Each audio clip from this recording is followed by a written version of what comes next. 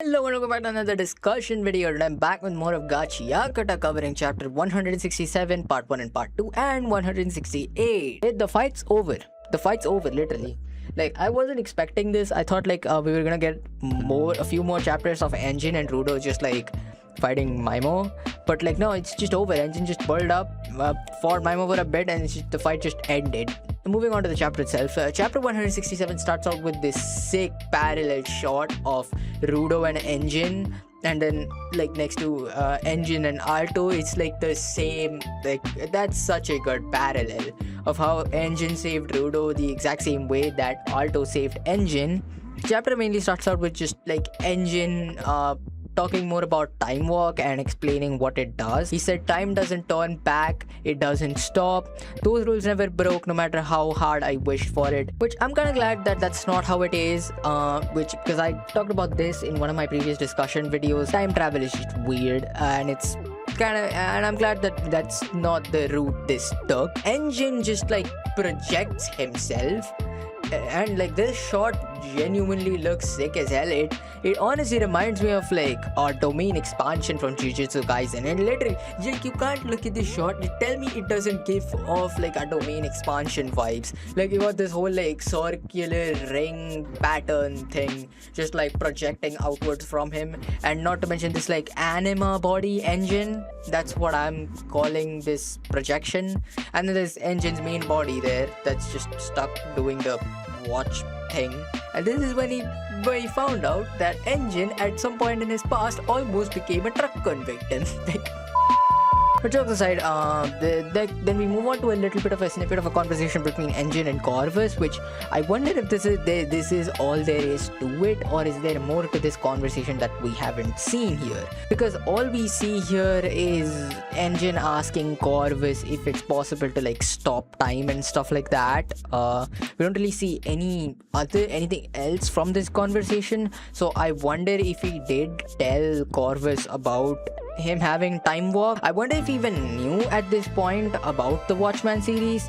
I would assume not, because I feel like I don't exactly remember. I think he didn't know. I think they all found out only when Jabber mentioned it back in like the episode like 6 or something. I don't know. I wonder how much Corvus knows about this too. That's definitely like a thing to keep in the back of my mind. If there is more to the conversation, this conversation that Engine and Corvus are having after whatever the hell they've done here. Looks like this is just like the aftermath of a trash beast battle in some random polluted zone. Focusing more on the Maimo fight, this is where we get more of an explanation on how time walk works, which I'll just read out what Engine says about time walk. Take that sensation of time slowing down and amplify it. I can't say for sure that isn't possible either. Within that sensation, when no one can touch you, you move as a body of anima.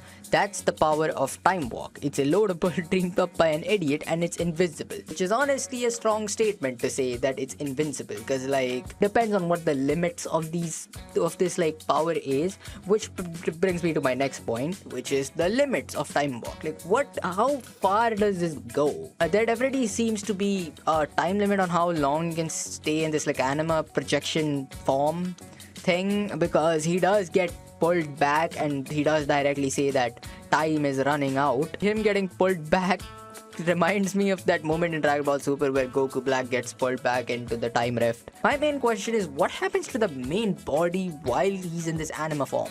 Like, is the main body just like standing there? Like, can he even like, does he even have any kind of consciousness in the main body, or can he even like control his main body? It doesn't seem like he can fully control his main body when he's in this anima projection form.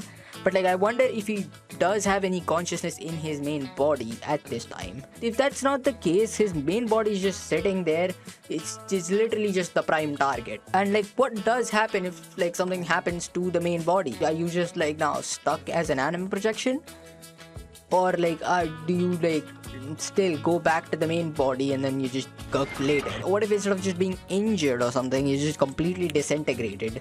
Your main body just gets completely disintegrated. What happens then? Well, the anime projection doesn't have anything to go back to. The only like real limit we know is the time limit, which it's a manga, so they never really state any kind of time. So this could be 5 seconds, it could be 10 seconds. Hell, it could have even been a whole 5 minutes. Talking more on the limits, there's also what happens to Engine. Like after he his anima projection comes back into his body, his neck like splits open. Like what is happening here? I bet the Engine better be okay. I mean, he seems to be okay. Gris literally had a whole chunk of his stomach like cut out by Jabber, and he recovered just fine. So I'm assuming Engine is probably fine. This seems to be another like limitation of time walk. Like, but like it's also unclear what the cause of whatever this is actually is. Is it like a limitation of time walk, or is it just like something Maimo did? I think it could honestly be either, because there's no description or anything. It's just completely unclear how this even happened. It's most likely due to time walk or some kind of limitation to time walk, because Alto does say in a little bit of a snippet of a flashback, in a short flashback, those who reject the etchings of time will themselves be etched. Not really sure what that's supposed to mean, like etched into what. And then like Rudo comes in, which genuinely caught me off guard when I was reading this, because I was so caught up with like time walk and Engine and all that I completely forgot that Rudo was even here. It's also whatever like happened to Maimo before Rudo swooped in, which is was that also Rudo? I'm not sure what happened there. Like I'm assuming that was also like some kind of attack Rudo did, but like I don't know. And we get this sick shot of Rudo just like standing there, like he finally shut up with all the things like slowly like his Cerberus like coat, whatever it was, like slowly like crumbling behind him.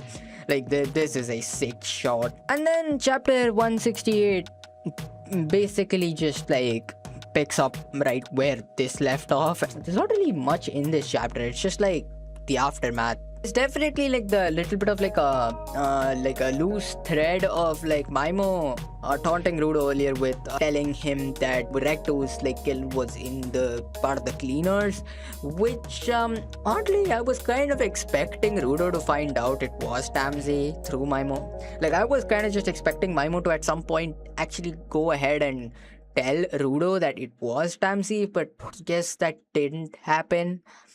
I mean, Rudo has to find out eventually, like, right? There's no way we go through the entire series without, like, Rudo ever finding out Tamsy's identity. Which, I mean, like, which gets me back to Corvus.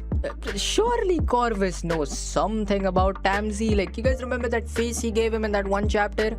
Another person who I'm like, does he know anything about Tamsy is Kuro. Like, I wonder if he has to know. He is literally the information broker. Now that Maimo hasn't like told Rudo about Tamsy, I feel like the only way he'd find out is either through like him finding out himself, by like him actually confronting Tamsy and then finding out that he is the one who killed Recto, or somehow Kuro telling him, or somehow Corvus telling him.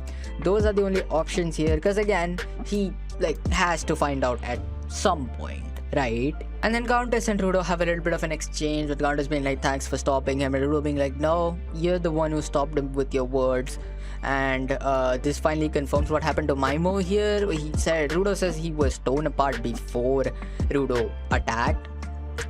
And from Gountess's reaction to that information, like what Gountess says in return for that tells me that it wasn't Gountess either. So at this point in time, like I'm assuming, because like originally I assumed it was just Rudo, because that's what I think I said that already at an earlier point in this exact video. That's what I thought originally, but like now it seems like something that Engine did.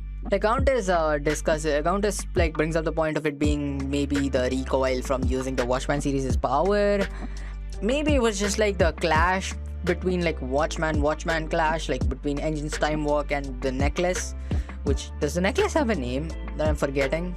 Like I don't remember the necklace having a name, or either that I'm just like forgetting. Maybe it was just like the two Watchman series clashing had some kind of like an impact on both Engine and Maimo. Maybe it was just that. that again, as Gountess says, there's no way to be sure now. It'll just probably be revealed later on. And we get a neat little moment of Gountess handing the necklace to Rudo, which really kind of like reminds me of Shanks giving the straw hat to Luffy. So Rudo now has 2 pieces of the Watchman series. 3 are in the necklace. Technically 3 if Engine is willing to lend him the watch. Engine probably wouldn't because of all the downsides this watch has. I don't think he'd be inclined to pass it on to Rudo. And then we get a little bit of a jump scare for Gountess, and I was genuinely concerned. Like, I actually thought that Kiorana was just straight up gonna kill Gountess here. Literally, like, built it up to feel like he was actually gonna die, and then then it explodes. And then a few panels later, he's just there with 2 Lily. I'm still not entirely sure if this is an illusion or some kind of like illusion, or if Lily actually saved him here, which I'm leaning more towards the option of Lily actually saving him here. This was genuinely a peak conclusion, like, or at least I think it's a conclusion. Like, I'm still like half expecting Maimo to just like somehow resurrect from that and just, I don't know. Hopefully that doesn't happen, and I'm pretty sure this is the conclusion of the arc. So I wonder what's in for us next. Next chapter, I don't know if it's gonna be the start of the next arc or like more just aftermath and them cleaning up. No pun intended. And as usual, like, peak chapter ending and also peak arc. Like, this is definitely gotta be my favorite arc out of like all the arcs in Gachiakuta so far. This has gotta be my favorite one so far. Which before this arc it was the Trash Storm arc, but now this is like, this has dethroned the Trash Storm arc as my favorite arc. Man, this is also like the longest arc so far in Gachiakuta, I'm pretty sure, unless I'm just heavily misremembering something. In which case, with that being said, I don't really have anything else to say. So I'll leave you all here. Bye.